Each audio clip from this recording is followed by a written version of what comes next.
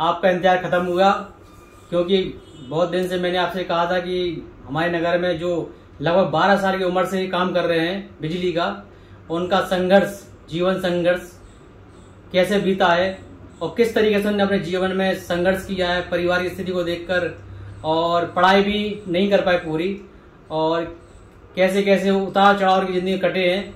तो हम आपकी मुलाकात करवाते हैं अपने साबिर अली जी से, जिन्होंने 12 साल की उम्र से, छोटे से उम्र से ही ज्यादा काम शुरू कर दिया था बिजली का। किस किस घर में इनका कोई धर्म जात कुछ नहीं है, जहाँ उनको काम मिलता है वहां वो जाते हैं।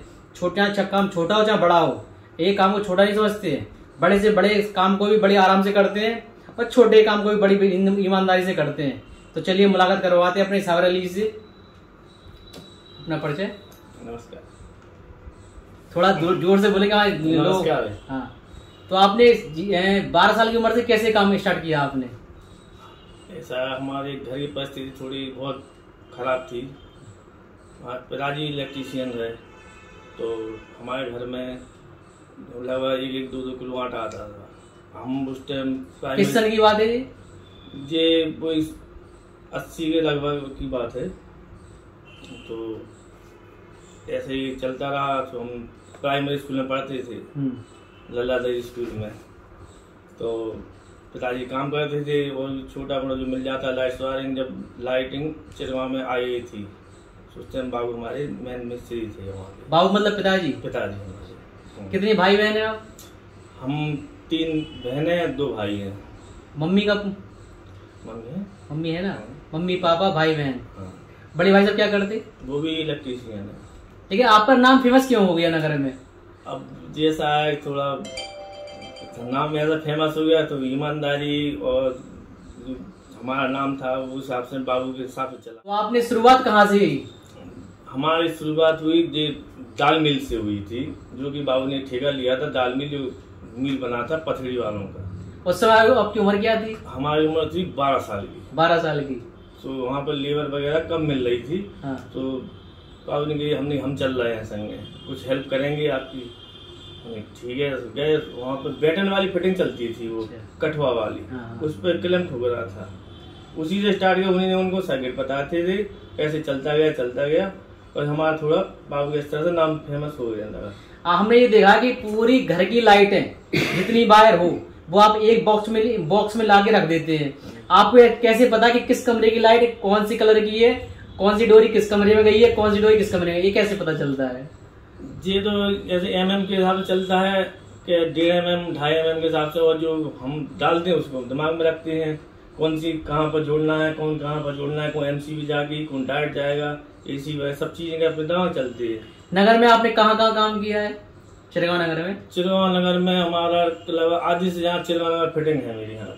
इसमें जाति धर्म तो कुछ है नहीं? नहीं, हम तो मंदिरों में कई में सब जगह जाती हैं और कोई भेदभाव नहीं है, सब बुलाती हैं, हम जाते हैं। हम आधी से मंदिर में ही फिटिंग है। सब व्यवहार कैसा रहता है लोगों का आपके प्रति?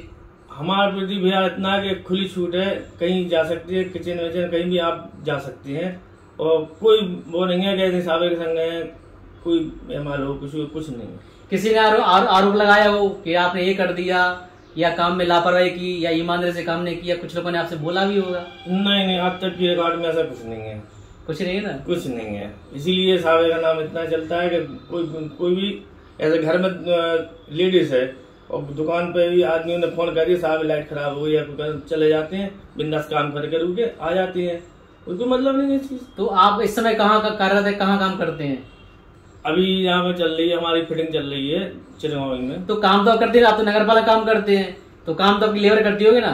तो लेबर के प्रति आप बताइए कि लेबर आपकी कैसी है? आपने शिष्य बनाए होंगे, शिष्य आपके कैसे निकले हैं, कैसे उन्होंने काम किया है? शिष्य हमारे लगभग चिरगांव में आधे से ज्यादा हैंगे हमारे शिष्य। हाँ। वो मानती भी है हमारे कि हमारे गुरु अच्छी मिले और हम उनकी इस बात पे चल रहे हैं, और कुछ नहीं। और 2 शिष्य हमारे ऐसे हैं जो परमानेंट है। हाँ। आपके दिल के करीब समझना, आपके दिल के करीब नहीं होता है। हर गुरुओं का कोई ना कोई शिष्य में लगन प्रिय रहता है, जो बड़ी ईमानदारी से काम करता है और गुरु उसके अपने दिल के पास रखते हैं। तो आपका कहाँ काम चल रहा है इस समय? झांसी में कहीं आसपास? झांसी में भी चल रही है, 1800 स्क्वायर फीट में चल रही है हमारी फिटिंग, और चिरगांव में भी चल रही है। जय बाबा ट्रॉली वाले हैं और बड़ी ट्रॉली वाले, इनकी बड़ी बिल्डिंगों में काम लेते हैं। पेमेंट का क्या रहता है, लोग नगद देते हैं कि महीनों में देते हैं? होता है ना कि ईमानदार के फल आदमी देता नहीं है। हम तो ये काम करते हैं, क्या ना, कोई अगर 200 काम हो गया तो 100 रुपए दे दिए तो लेके चले आते हैं, और सबसे कम रेट में फिटिंग करते हैं, क्या सबका चलता तो है। लोग जलते भी होंगे, लोगों ने जलने की ज्यादा बीमारी रहती है, क्योंकि जब आदमी ऊंचाई चढ़ता है ना तो उसके जलने वाले लोग ज्यादा पैदा हो जाते हैं, ये भी तो रहता है ना। अब जलने वाले तो भैया तो पता है कि कंपटीशन चलता ही रहता है ये चीज में तो ये तो सर मैं नॉर्मली बातें हुई। आप इनके वास्तविक जीवन के बारे में पूछते हैं इनसे कि आपने शुरुआत 1980 से की है, ठीक है, 12 साल की उम्र से। उसका विस्तार से आप वर्णन कीजिए, आपने कैसे क्या ये मुकाम आपने हासिल किए, ये इसका पूरा संक्षिप्त वर्णन बता दिए वर्णन। अब हमने 12 साल उम्र से काम किया, धीरे करते आदमी को पसंद आया मेरा काम, और काफी ईमानदारी का काम किया हमने, अभी भी कर रहे हैं। वो अच्छा फिनिशिंग वगैरह ये चीजें, वो सुविधा सब चीजें दी जो पहले नहीं सोचता था आदमी, वो हमारे अंदर थी, वो चीजें मैंने सब सुविधा दी है, बैटिंग फिटिंग से लेकर अंडरग्राउंड फिटिंग तक। और इंजीनियर जो भी बताता उससे हम भी आगे काम दे देते हैं उसको, तो इंजीनियर हमारे से मैच कर जाता है, इसलिए आदमी हमें को पसंद करता है। आदमी जब कहते हैं साहब रेट जाना है, लेकिन नहीं, सबसे कम रेट है, इसलिए आदमी थोड़ा बदनाम किया रेट जाना है, तो इसीलिए हमारा सिर्फ नाम चलता गया। आज भी हमारा पूरे चिरगांव झांसी सब जगह हमारा काम मिलता है। किस किस के यहाँ काम किया आपने शुरुआत में? शुरुआत में काफी सबसे ज्यादा जैन साहब के यहाँ का हमें बहुत काम मिलते थे, जैन और पंडित जी के यहाँ बहुत काम मिलते थे हमको। किस किस के काम ने हेल्प में आपने नहीं है? जीवन जब संघर्ष में होता है तो कुछ लोग हेल्प भी करते हैं, आपकी सहायता करते हैं, तो उसमें कौन कौन लोगों ने सहायता की? सबसे पहले तो हमारे पिताजी ने सहायता की, उसके बाद हमारे जो मोदी जी हैं रामराज इलेक्ट्रिकल्स के, उनने हमें काफी उत्साह बढ़ाया मेरा, और उन्हें नाम थोड़ा और ऊंचा कर दिया मेरा, कि फेमस कर दिया उन्होंने। इन्वर्टर दुकान है कलेक्टरगंज में। अच्छा अच्छा। हाँ, तो उन्होंने हमारा नाम बहुत ऊंचा किया है, उन्होंने साथ हम कभी नहीं भूलेंगे उनका। आज भी याद रखते हैं उनको आप? हैं बिल्कुल रखेंगे, वो इस चीज हमारे गुरु जी हैं दूसरे नंबर की, पहले हमारे गुरु जी हमारे पिताजी खुद बाबू जी। तो ऐसा क्या किया उनने आपके साथ में, वो कुछ पल आप बयां करेंगे लोगों के साथ?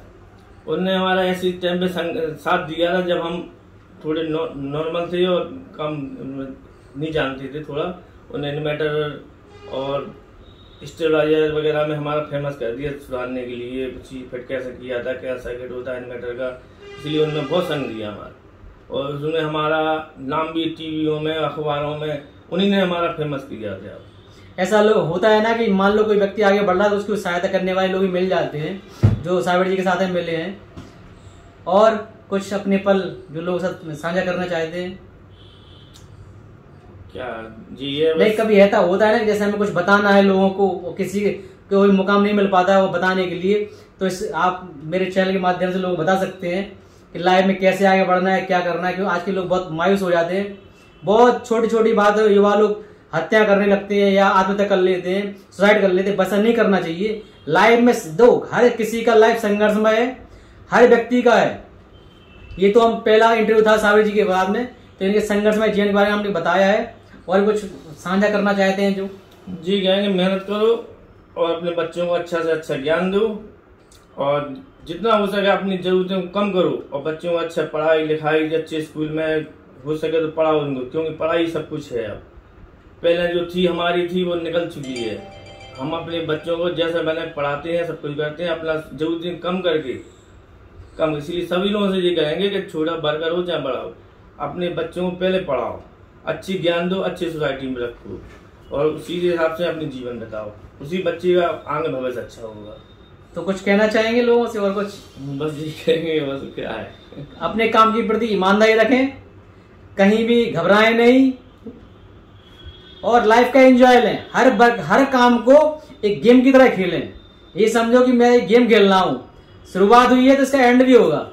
चलिए दोस्तों, मैं यही मुलाकात खत्म करता हूं, और कृपया मेरे चैनल को लाइक करें, शेयर करें, सब्सक्राइब करें, ताकि और भी जो लोकल की ख्यातियां हैं, शख्सियत है हमारे नगर चिरगांव की, उनसे भी आपका रूबरू कराते रहें, और उनके बारे में आपको बता दे रहे हैं कि कैसे उन्होंने अपने जीवन काटा है, और 1980 में जब हम पैदा ही नहीं हुए थे, 1982 में जन्म में, उस समय से इन्हें अब लगभग काम स्टार्ट करना नगर में चालू कर दिया था लाइट का।